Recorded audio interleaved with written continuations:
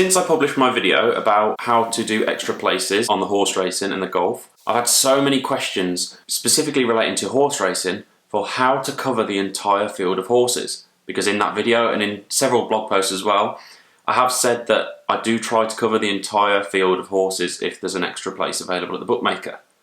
Now this sounds a lot more complicated than it is, but it does require a bit of time and you're going to need some money in your bankroll as well. So if you're interested in learning how to cover the entire field of horses in a horse race, then keep on watching.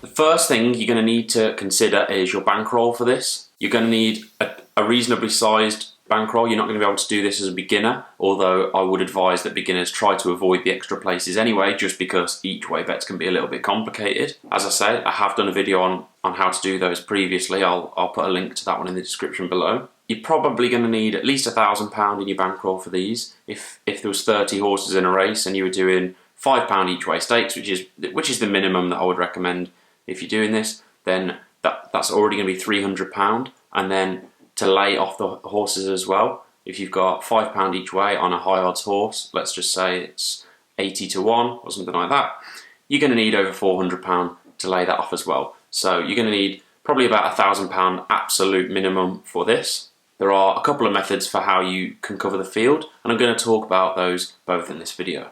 The first method, which is the main method that I use, or the only method that I use actually, but there is another method that I know many people are fond of. The main method I use is regularly backing and laying the horses as you would on any extra place. Now it's important to remember, the more horses you cover, the bigger the chance you have of hitting the extra place. If you only have one horse in a 30 horse race and it's one of the outsiders, you're pretty unlikely to hit the 5th place that it normally is. Sometimes it's 6th place, but you're pretty unlikely to hit that 5th place spot. If you've got the favourite covered, then you're probably more likely to hit the 5th place spot, but the payout's going to be a lot less as well. If you've only got one horse covered, you're looking probably somewhere between a 1 and 5% chance of hitting it, depending on which horse you've got. If you could cover 10 horses in a 30 horse race, that would instantly be, a 1 in 3 chance of hitting that extra place. And as long as your payout was worth more than 3 times your qualifying loss, it would be profitable long term. So it's really simple to work that out, and your payout is pretty much always going to be a considerable amount compared to your qualifying losses. People always ask me how much you should be losing or in qualifying losses on each horse. Well, it does depend on your stake and your maximum payout as well. Personally, if I was just doing baby stakes, £5 each way, £10 each way, I would be wanting to lose no more than £1.50, maybe £2 on the overall qualifying loss on each horse. Personally, I look for about a £3 or £4 qualifying loss typically, and I tend to do £30 each way up to maybe £150 each way, depending on the odds of the horse. If I've got the entire field covered, my qualifying loss could be anywhere up to £100. But you do recoup some of these losses through arbing the place market. Some of the horses you'll actually make a profit on before the race even begins. There's various other offers that bookmakers run through the races, and you could hit some extra bonuses as well. You could hit best odds guaranteed as well on the winner or the places. So all these things can help reduce your qualifying loss or even give you a qualifying profit. So how do I actually go about covering all of the horses in a race? Well, if it's something like a big festival, the Grand National for example, which had 40 horses and I had every horse in that, or there's races at the Gold Cup, there'll normally be an extra place race every day at the Gold Cup, or there's Glorious Goodwood, a range of other horse racing festivals as well. There's normally an extra place each week, to be honest, or maybe even several times a week. But the way you're going to need to do these is when there's several bookmakers or a good number of bookmakers offering the same extra place. What I do is I tend to get up really early if it is a big festival, because my priority for the day will be that one race. There'll be other offers floating around, but I will be putting 90% of my attention into that race, and it'll probably take me maybe 3-4 hours sometimes to cover either the whole field or as much of the field as I can. What I will do is I will start by using the tools on OddsMonkey, or there's Each Way Sniper from Profit Maximizer as well. Each Way Matcher, and now they've got an extra place matcher as well. They're really good for spotting any horse that will generate you a profit or a very low qualifying loss. Normally at the start of the day, you're looking probably 7 AM in the morning, 7:30 up to 10 AM. Between 8:30 and 9:30 there's the price-wise selections, which aren't great for your account health, but if you're already gubbed, you can make use of these gubbed accounts for some good prices, some good arbs as well, to help reduce your qualifying loss later on, because I will take bigger losses on the last few horses just to make sure they're all covered. By using the each way matcher on OddsMonkey, find all of the horses. They're normally higher odds, but I will literally be just using that tool, refreshing it over and over, or waiting for new horses to come in and out at different qualifying losses. I'll be tracking all of the horses in my spreadsheet as normal with the qualifying loss or the qualifying profit. And some people tend to track what the overall profit will be if they hit the extra place. I personally don't do that. I just work it out after the race because it's pretty easy to do. And I'm not the best at maths, if I'm being perfectly honest with you. So, as I touched on a little earlier, you're going to be wanting to make use of a really good number of bookmaker accounts for this, particularly your gubbed ones, because gubbed accounts do pay out on the extra place as well. My healthy accounts, I will normally cover maybe 2, maybe 3 horses per account.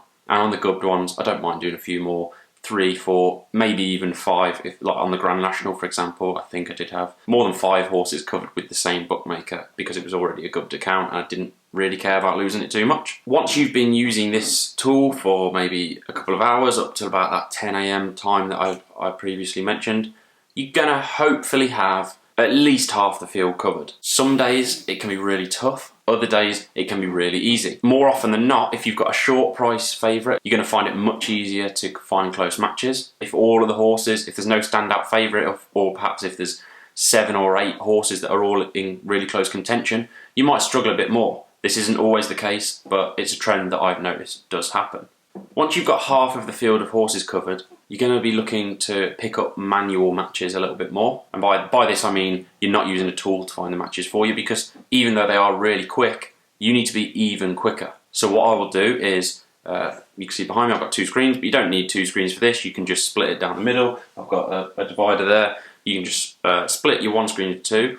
And what I'll have is the Betfair or Smarket's place market on one half of the screen. And I will have the odds checker page for the race. Odds checker lists all of the odds across all of the bookmakers, and you can easily see the odds of that horse. Now you'll need to do a bit of quick mental arithmetic for this, because you'll need to know roughly what the place odds should be on Betfair depending on the odds. So if you see a horse is odds of 21 on odds checker, the place odds for that will be 6. If they're offering quarter odds for the place odds will be 6. So if you can see on Betfair that the place market is odds of 5.4, but the place odds on the bookmaker are 6, then you know that you're going to make a bit of profit on that, so that you can quickly check the win market on Smarkets or Betfair, and if the odds are close to 21, so perhaps if it's 23 or 22, you know that you can take that horse because you're going to lose a bit on the win market and make it back on the place market, and hopefully you'll have somewhere around no qualifying loss on that horse. These manual matches are really important to focus on